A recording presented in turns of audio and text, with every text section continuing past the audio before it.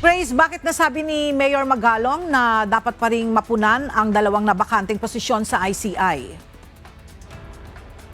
Yes, Ella, ayon kay Baguio City Mayor Benjamin Magalong, malaking problema ang kawalan ng mga miyembro ng ICI dahil isa na lang ang natitirang aktibong commissioner nito. Sa ngayon, tanging si retired Supreme Court Justice Andres Reyes Jr. na lamang ang natitirang commissioner at chairperson ng ICI. Ayon kay Magalong, hindi pwedeng mag-isa ang isang tao sa pagdedesisyon at gampanan ng mga tungkulin ng isang kolehiyal na komisyon. Eventually, ganun nga mangyayari kasi wala ng quorum, di ba? Dalawa na yung nawalang commissioner. Isa na lang naiwan. So how can the chairman function without the other commissioners? No, I've never established communication with them since I resigned. Minarapat ko na hindi na ako makipag-communicate sa kanila.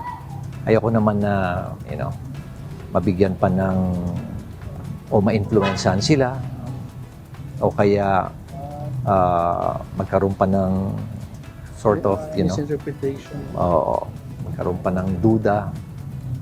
Ayoko na, I want them to be very independent. Dalawa sa mga commissioner ang nagbitiw sa loob ng Disyembre, si dating DPWH Secretary Rogelio Singson dahil sa kalusugan at si financial expert Rosana Fajardo matapos sabihing tapos na ang kanyang itinakdang gawain sa komisyon. Ayon kay Magalong, nasa kamay pa rin ng Pangulo kung magpapatuloy ang ICI dahil kailangan ng mga bagong itatalaga para magtuloy-tuloy ang mga investigasyon. Pero sa ngayon, may hirap umano sa paghahanap ng mga papalit. Nasa, sa desisyon na ng ating presidente. Pero ang pinaka-challenging dyan is mag-appoint uli ng panibagong commissioners. With what is happening, at nakita nyo naman kung ano yung nangyari sa expectations. Performance as against expectations.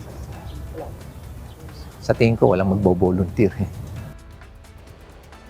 Binigyang diin pa ng alkalde na may naitulong ang ICI sa paghalungkat ng mga problema sa flood control projects, lalo na sa pagpasa ng mga rekomendasyon sa Ombudsman at Department of Justice.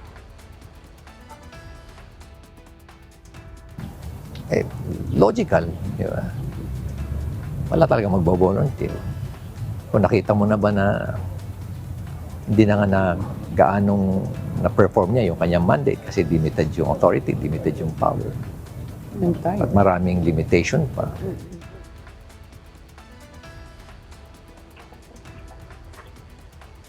Ella, pangamba ni Magalong kung hindi agad mapupunan ang mga bakanting pwesto, posibleng mahinto ang mga investigasyon na inaasahan ng publiko. Yan muna ang balita mula dito sa Baguio City. Balik sa'yo, Ella. Maraming salamat, Grace Doctolero.